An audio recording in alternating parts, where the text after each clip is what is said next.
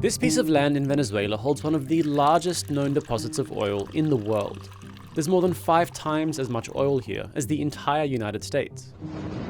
But when Trump invaded the country in January and offered all that oil on a silver platter to some of the biggest oil companies in the world, they were not really enthusiastic, to say the least. And one reason for this is hiding in this graph. It turns out Venezuela's oil is, by pretty much all measures, just the absolute worst. To understand why, we need to know that there's no such thing as an ordinary barrel of oil. Everything from the chemical composition to what it can be used for to how much it's worth changes dramatically based on where the oil comes from. Even when the barrels come from the same country, like, for example, Venezuela. The first large quantities of oil were discovered there at the start of the 20th century, in the western part of the country. It was so abundant that in 1922, one oil well experienced a blowout, a massive explosion of oil from the top of the well, which showered the surrounding town with almost 1 million litres of oil over 9 days, reaching 40 metres into the sky. This event, covered by media around the world, put Venezuela's oil on the map. Big oil companies like Gulf, Shell, and Standard Oil flocked into the country, quickly turning it into one of the biggest oil producers and exporters in the world. Then in the 80s, another region with vast reserves of high-value oil was discovered in the east. But those reserves were soon overshadowed by a much larger discovery in the middle of the country, the Orinoco Belt, an estimated 1.2 trillion barrels of oil. It's the largest accumulation of hydrocarbons that there is. That's Luis Pacheco. He worked at Venezuela's national oil company PDVSA for 17 years. This huge deposit caught the attention of then-President Hugo Chavez. We'll come back to him later. He decided to bet big on all that new oil in the Orinoco Belt. But there's a catch with that 1.2 trillion number. In reality, only around 250 billion of that can ever come out of the ground. Most of the oil it will be left underground. Okay, at least under present technology. Okay, but why so much? Because of physics is a bitch.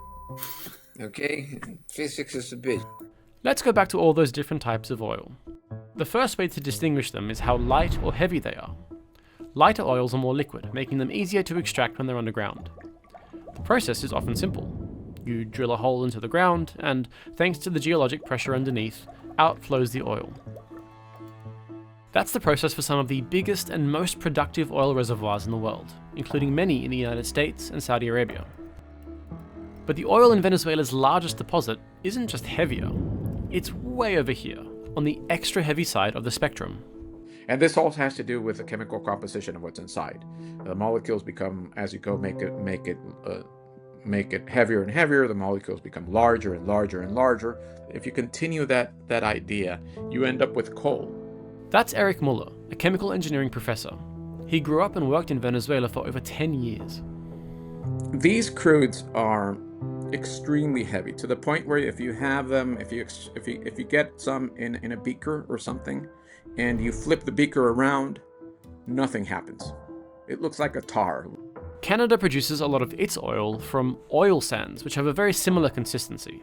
And some big deposits there sit pretty close to the surface, so they can simply be dug out of the ground. But when these extremely heavy crudes are far underground, getting them out is a lot more complicated. One method is to inject steam next to the reservoir, increasing the temperature to liquefy the crude oil enough for it to be pumped out. Another method, the one that's used in Orinoco, is to inject lighter substances like naphtha directly into the reservoir to make it less sticky. And of course, all these secondary processes are expensive. And that's just getting it out of the ground. The next step is doing something with it, and for that, you need to refine it. It's basically an enormous exercise in separations and conversion. Okay, you break things down, and then you find groups of molecules which are useful, and then you start converting them or adding things to it, or chemically transforming them into something then that can later be fed into a chemical plant or burned as fuel, etc., etc. Refining lighter oils is relatively simple. You can put them in a distillery and separate out the useful parts without too much hassle. Extremely heavy oils, like those in Venezuela, require a lot more work. First, they need to be upgraded, which means processing them into oils that can actually flow through the pipelines in heavy oil refineries. And then there's another important difference. A lot of people don't realize that you don't get the same stuff out of every barrel of oil. You get different stuff.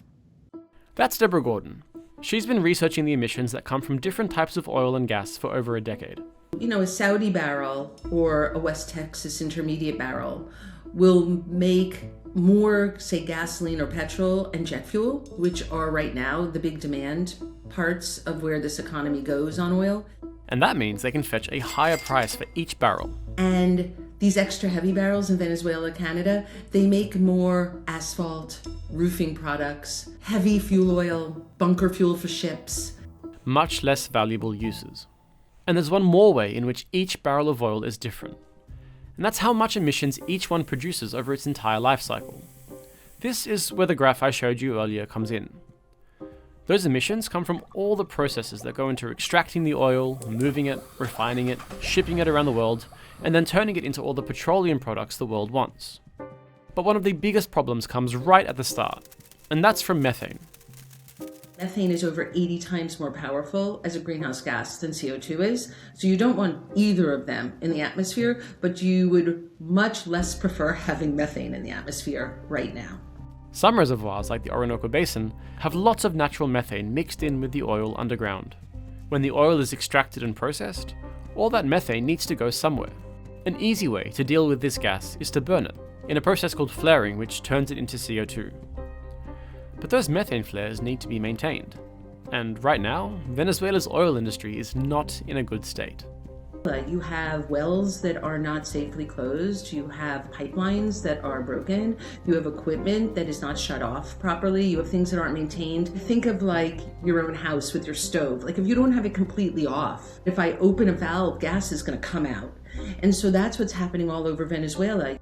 So while there's no such thing as good oil, when you tally up all the emissions produced from Venezuela's different types of oil, it's clear that it's the highest emitting barrel for the lowest price on the market. So it's easy to see why these guys weren't exactly excited to start extracting all this oil. But even if Venezuela's oil was great, there's another big problem with Trump's ambitions to take control of the country's resource. And that's the country's long and complicated relationship with foreign oil companies. They've already been kicked out of the country twice. Once in 1976, when Venezuela nationalized its oil industry, taking over the assets and operations of almost all companies there. And again by Hugo Chavez, the charismatic socialist leader elected in 1998. He then took it a step further and cleared the country's oil industry of any foreign workers or influence. That left Venezuela without the expertise needed to keep everything going, and the country's production and infrastructure quickly began to deteriorate. It also left foreign oil companies feeling that any investment could very easily go to waste. That's where the reluctance comes in. If I go in this marriage, will I be happy in 10 years' time or not? One reason Trump might still be so interested, despite all these downsides, is China, a key rival that Trump is keen to undermine. After US oil companies lost their footing in Venezuela, China became the biggest importer of Venezuela's extra heavy crude. The oil, used for asphalt, became a key supply for China's extensive road building. With the US now in control of Venezuela's exports, China will probably have to get most of that oil elsewhere. But geopolitics aside, it doesn't seem like a good move right now to go after this emissions-heavy oil. Of course, future technology could reshuffle the cards and make Orinoco's oil more appealing. One real innovation that Canada has been thinking about, which would be transformational, has been this idea of using these microbes underground or using other nanotechnology to actually convert the heavy oil underground to turn them into light oil and gas. These would be much easier to extract, taking less energy and therefore less emissions too. But even big picture solutions like these need a fully functional oil industry. And that's something Venezuela simply doesn't have right now. You need a decade of investment to turn this back on? What's the market going to want a decade from now? Does it even want this extra heavy oil? It's unclear that it will. So what do you think should happen with all that oil in the Orinoco Belt? Let us know what you think in the comments below.